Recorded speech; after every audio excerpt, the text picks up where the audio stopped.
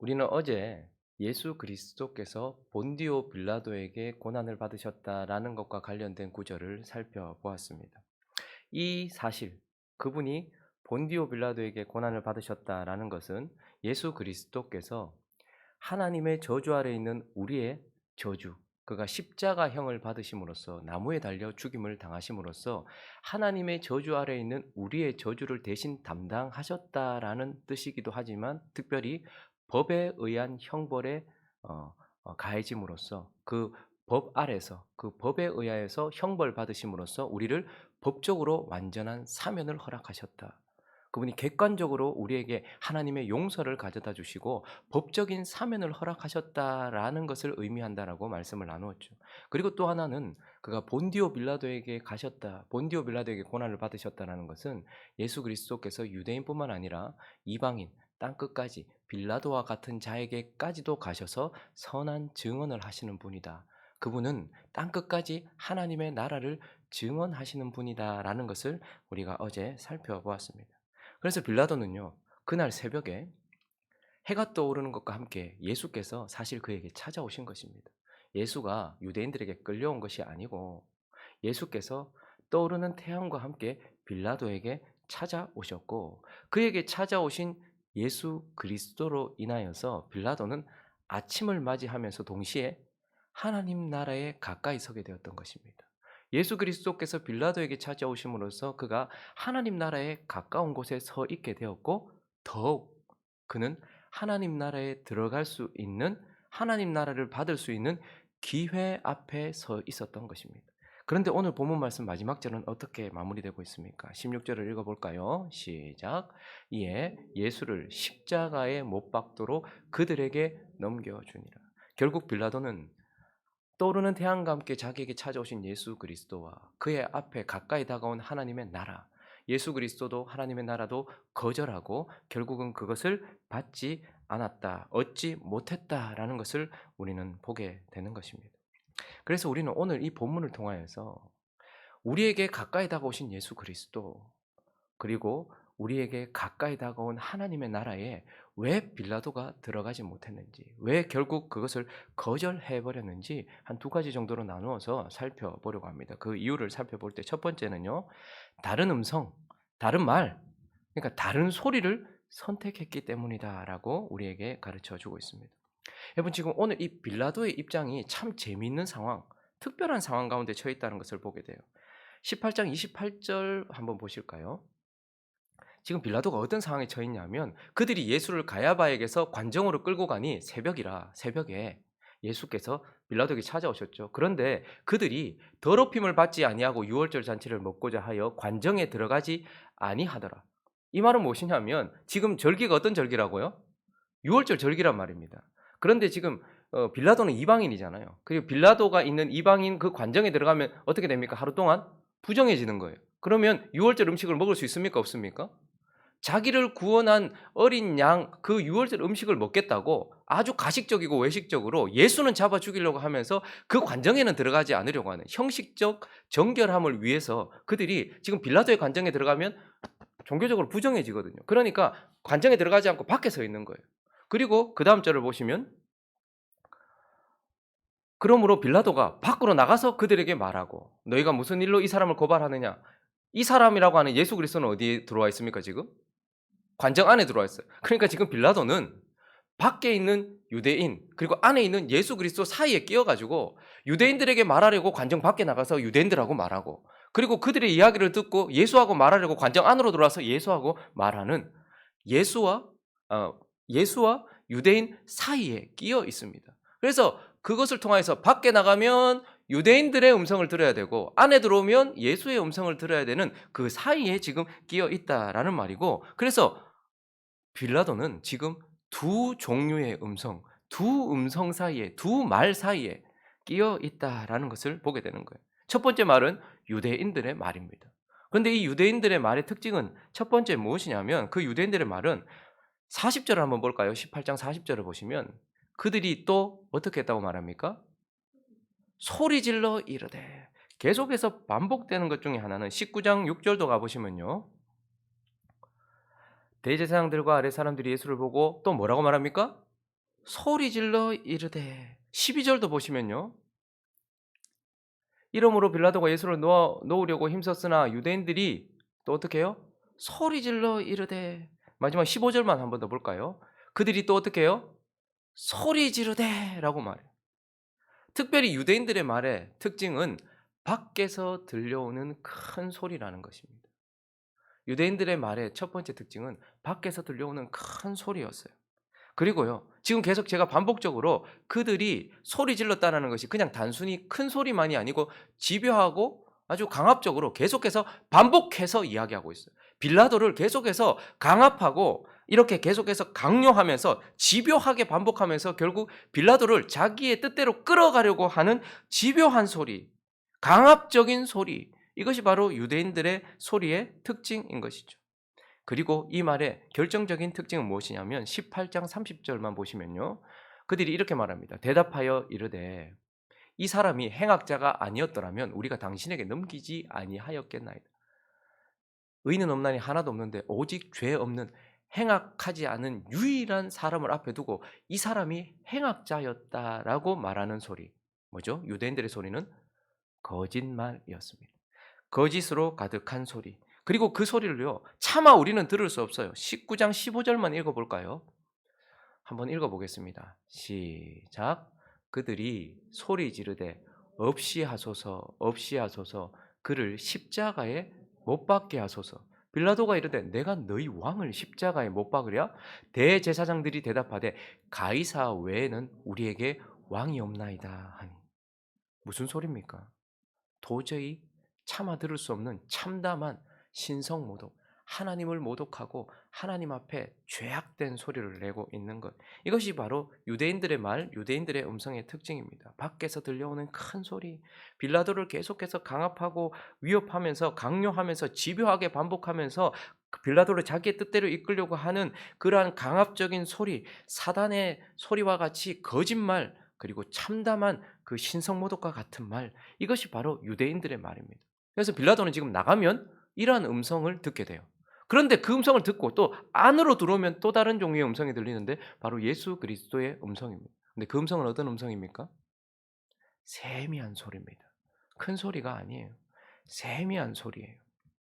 예수 그리스도는 분명하고 정확하게 그러나 들리지도 않고 길에서 큰 소리를 내지도 않으시면서 빌라도에게 세미하게 말씀하시는 세미한 음성, 부드러운 음성이다라는 것을 보게 됩니다.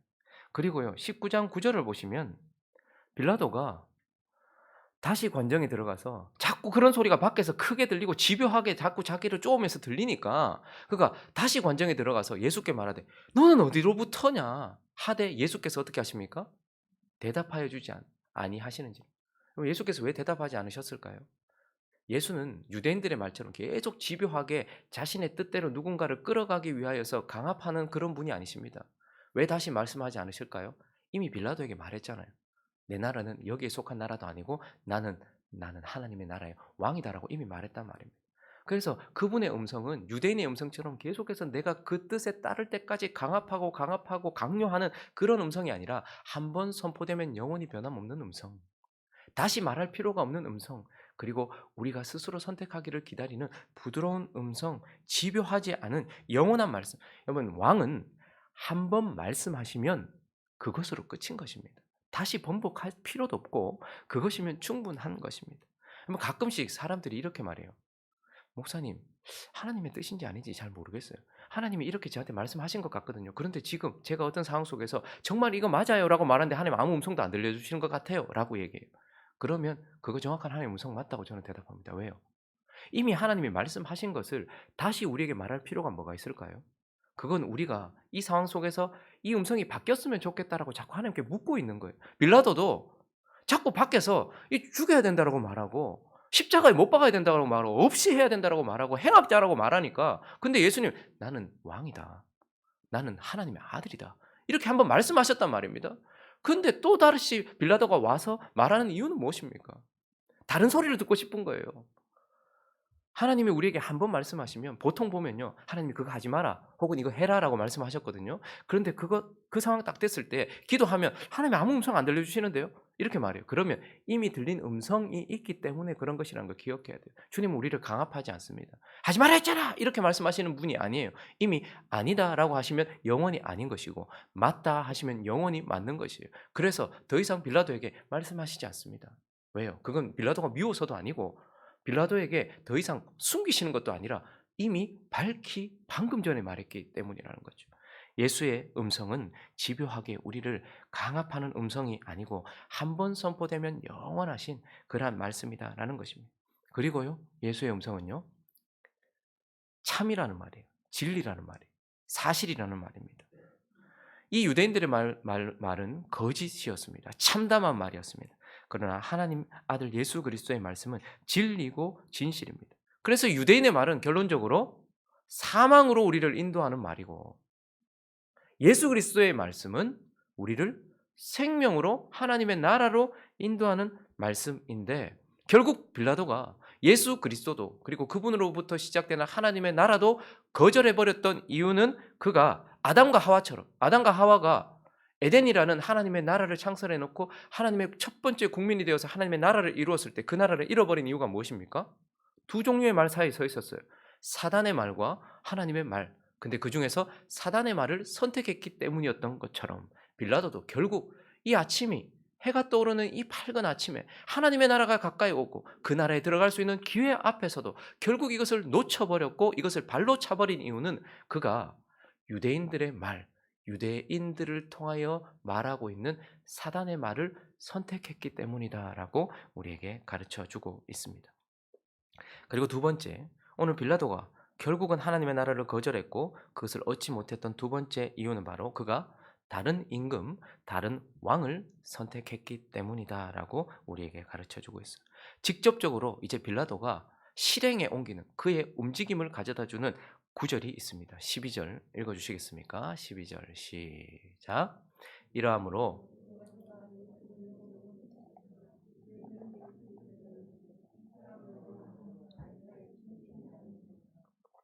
자기를 왕이라 하는 자는 가이사를 반역하는 거죠. 그의 귀에 확 꽂혔던 말이 있습니다. 만약에 네가 이런 식으로 한다면 너는 가이사의 충신이 아니라 여기서 충신이라는 단어는 친구라는 뜻입니다. 근데 저 당시에 저 말은 가장 영예로운 말이었습니다. 온 세상의 왕, 온 땅의 왕 가이사의 친구. 이러한 호칭은 가장 영광스러운 말씀이었습니다. 그런데 그가 지금 어떤 상황 가운데 서 있어요? 유대인들의 말과 예수님의 말 사이에 서 있기도 하지만 그는 가이사라는 임금과 온 땅의 임금이신 예수 그리스도라는 임금 사이에 그가 서 있었단 말이죠. 그런데 그때에 네가 만약에 예수 그리스도를 살린다면 너는 가이사의 충신이 아니다라고 선포하는 그 말이 들렸어요. 그러니까 그는 지금 가이사라는 임금을 선택할 것인지 그래서 그의 나라 로마를 선택할 것인지 아니면 하나님의 아들 예수 그리스도라는 왕을 선택해서 하나님의 나라를 선택할 것인지 앞에 서 있었는데 그가 결국은 무엇을 한 것입니까? 다른 왕 가이사를 선택했던 것입니다. 이 두 종류의 왕도 그 두 종류의 음성처럼 완전히 판이하게 달라요. 가이사라는 임금은 이 땅의 것으로 이 땅의 풍요와 이 땅에서의 안정을 가져다 주는 왕입니다. 가이사를 잘 섬기면 이 땅에서 풍요해집니다. 이 땅의 것으로.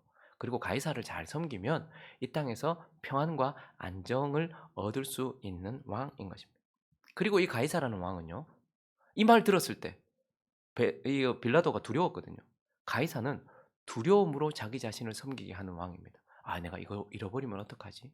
그럼 대부분 보면 사람들이 두려워해요. 돈 섬기는 사람들 있죠. 돈 조금만 잃어버려 보십시오. 얼마나 무서워하는지 몰라요. 건강 조금만 잃어보십시오. 얼마나 무서워하는지 몰라요.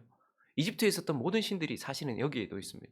이집트에는 보면 뭐 이렇게 건강을 섬기는 신, 그리고 또 물질을 섬기는 신, 권력을 섬기는 신, 그들만의 가이샤가 있어요. 지금도 한번 보세요.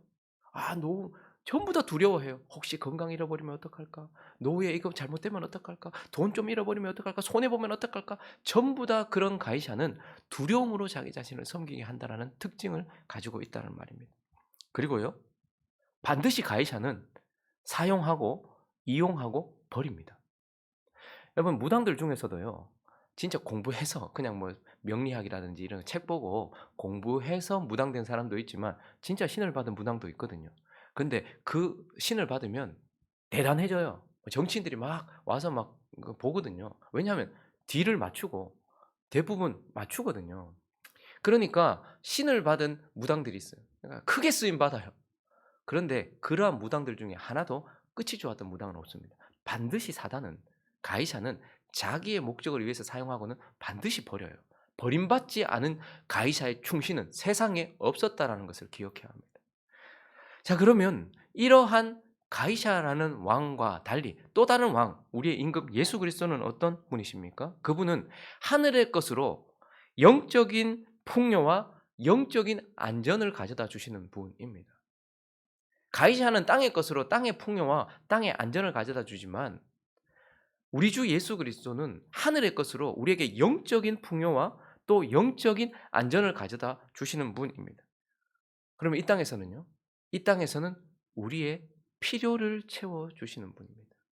우리의 욕구를 계속해서 우리의 정욕을 추구하도록 하시는 것이 아니라 우리의 필요를 채워 주시는 임금입니다. 그리고 우리에게 가장 큰 선물을 주시는 분인데 그분은 우리에게 땅의 것에 대해 만족할 수 있는 만족을 주시는 임금입니다. 그래서 하나님을 섬기는 자, 예수 그리스도를 임금으로 모시고 있는 자들은 영적인 것으로 그리고 하늘의 것으로 풍요하고 평안을 누리고 있어요. 그리고 땅의 필요를 채움받고 있으며 그리고 땅에 있는 것에 만족하면서 살아가는 자들입니다. 그리고 그 왕은요. 두려움이 아니고 경외로 자신을 섬기기를 원하세요. 그러니까 사랑으로 자신을 섬기기를 원하시는 왕입니다. 그리고 그분은요. 절대 한 번 선택한 자신의 백성들, 자신의 사람들은 결코 버리심이 없습니다. 그분은 결코 버리지도 않고 영원한 상급도 허락해 주시며 영원한 나라도 주시는 그러한 임금이다라고 말씀하고 있습니다. 자, 그런데 이제 이 빌라도는 결국 누구를 선택합니까? 눈앞에 있는 실질적으로 내 피부가 느끼는 그 두려움을 가지고 있는 가이샤의 충신이 가이샤의 친구가 되기로 그래서 예수 그리스도의 충신, 예수 그리스도의 친구가 되지 않기로 그가 선택했기 때문에 결국은 어떻게 된 것입니까? 하나님의 나라도 예수 그리스도도 거절해 버렸고 받지 못했다라는 것을 보게 돼요. 그러므로 이 아침 해가 환하게 떠오르는 그 순간 예수께서 그의 앞에 찾아오셨고 그때 그의 앞에 가까이 다가왔던 하나님의 나라와 예수 그리스도를 거절하고 그 하나님의 나라를 얻지 못했던 이유는 빌라도가 결국 다른 말, 다른 음성을 듣고 다른 왕을 섬기기로 그가 선택했기 때문이다라고 우리에게 가르쳐 주고 있는 것입니다. 말씀을 정리하겠습니다. 오늘 우리는 이 빌라도와 같은 상황들이 지금도 계속해서 펼쳐지고 있다는 것을 아셔야 합니다. 주님은 지금도 아침 태양과 함께 우리에게 진짜 아침을 주시고 새날을 주시며 영원한 하나님의 나라를 허락하시기 위하여서 빌라도에게 찾아가셨던 것처럼 우리에게도 찾아오십니다. 그때 우리는 참으로 중요한 가장 중요한 선택 앞에 서게 됩니다. 근데 그 선택 앞에서 오늘 우리가 이 빌라도의 모습을 보면서 한 가지 잊지 말아야 될 사실이 있습니다. 이 선택은 예수 그리스도를 받고 그리고 예수 그리스도의 나라를 얻기 위한 이 선택은 결코 중립이 없다라는 거예요. 오늘 빌라도를 한번 보십시오. 19장 12절을 보시면 그가 이렇게 했어요. 이러므로 빌라도가 어떻게 해요? 예수를 놓으려고 어떻게 했어요? 처음부터 거절했던 게 아니에요. 빌라도가 지금 얼마나 애썼는지 우리는 이 본문을 통해서도 봅니다. 왜냐하면 죄가 없다는 것도 알았거든요. 그리고 그 속에서 계속해서 하나님의 아들이라는 것도 알게 되었어요. 그가 임금이다라는 것도 알게 되었단 말입니다. 그러니까 그는 지금 아침 태양과 함께 찾아온 이분을 맞이할 것인지 그래서 이분의 나라에 들어갈 것인지 아닌지의 선택 앞에 서서 어떻게 했냐면 힘썼어요. 애써봤단 말입니다. 그런데 문제는 무엇이냐면 한 개만 선택하는 것이 아니라 둘 다 얻으려고 했어요. 힘만 썼단 말이죠. 그래서 18장 39절을 보시면 그가 먼저는 인간적인 방법을 써봐. 내가 이 방법 한번 써보자. 6월절이면 특사 한 명 내보낼 수 있으니까 그때에 그냥 인간적인 방법으로 예수도 한번 살려보자 라고 애써봤단 말입니다. 그러니까 그 사람들이 이 선택이 그러니까 예수도 살리고 유대인들한테도 뭐 내 자리를 확보하고 이렇게 하면 인간적인 방법을 써 봤어요. 그러나 이런 인간적인 방법으로는 하나님의 나라를 얻을 수 없다라는 것을 우리는 보게 됩니다. 거기다가 19장 1 절로 넘어가 보면요. 이 방법이 안 통해. 인간적인 방법이 안 통했어요. 그러니까 이번에는 타협해 보려고 했어요. 그래서 빌라도가 어떻게 합니까? 예수를 데려다가 죄 없는 거 알면서도 채찍질했어요. 실컷 때리고 사람을 거의 반 죽음 정도 해 놓고 유대인들 앞에 내보면서 "자, 이 사람 이만큼 이렇게 됐다. 이 정도면 안 됐냐? 그러니까 타협하자. 이쯤에서 타협하자. 예수 살리고 너희도 그냥 이 정도 하면 됐지 않냐?"라고 타협도 해 보려고 했어요. 힘을 엄청 써 봤단 말입니다. 그럼에도 우리는 예수 그리스도를 선택하고 그리고 그분의 나라를 얻기 위해서는 절대 중간 지점이 없다. 이것도 하고 이것도 할 수 있는 것이 없다라는 것을 우리는 알아야 합니다. 반드시 하나만 완전히 이것만 선택해야 하는. 그래서 다른 것은 포기해야 한다라는 것을 우리는 기억해야 돼요.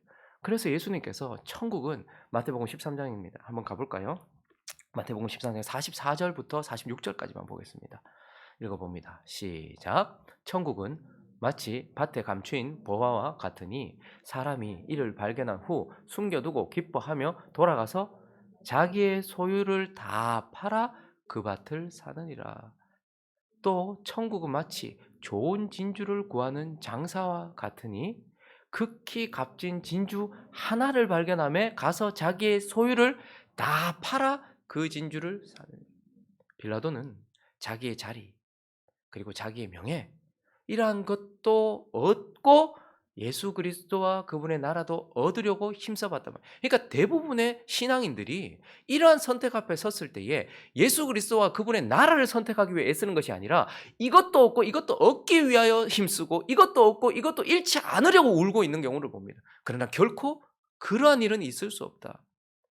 밭에 감추인 보화를 발견했다면 자기의 소유를 다 팔아 이 밭을 사는 것, 극히 값진 진주 하나를 발견해서 내 소유를 다 팔아 그것을 사는 것처럼 예수 그리스도와 그분의 나라만을 선택하는 것, 이것이 바로 우리가 예수 그리스도와 그분의 나라를 얻는 유일한 길이다라는 것을 보게 됩니다. 이 고난 주간에 저와 여러분이 착각하지 말고 우리 앞에 가까이 다가온 하나님의 나라 앞에서 나는 지금 무엇을 애쓰고 있는가? 오직 그 나라만 얻고 그분만을 위하여 애쓰고 있는지 아니면 둘 다 얻기 위해 애쓰고 있는지. 그래서 지금 나의 애씀은 여전히 중간에 끼어가지고 이 말 듣고 괴로워하고 저 말 듣고 괴로워하고 이 임금 섬기려고 하고 저 임금 섬기려고 하면서 괴로워하고 있는지 아니면 이거 다 잃더라도 오직 예수와 그 하나님의 나라를 얻기 위하여서 모든 것을 다 버리며 그렇게 나가고 있는지 우리 자신을 돌아보면서 저와 여러분이 만일 우리의 인생 끝에 무엇인가를 받아든다면 그것은 운명이고 그것은 팔자가 아니라 저와 여러분이 오늘 선택한 결과라는 것을 기억하면서 빌라도와 같은 선택을 하지 않는 그러한 저와 여러분 되시기를 예수 그리스도의 이름으로 축원합니다.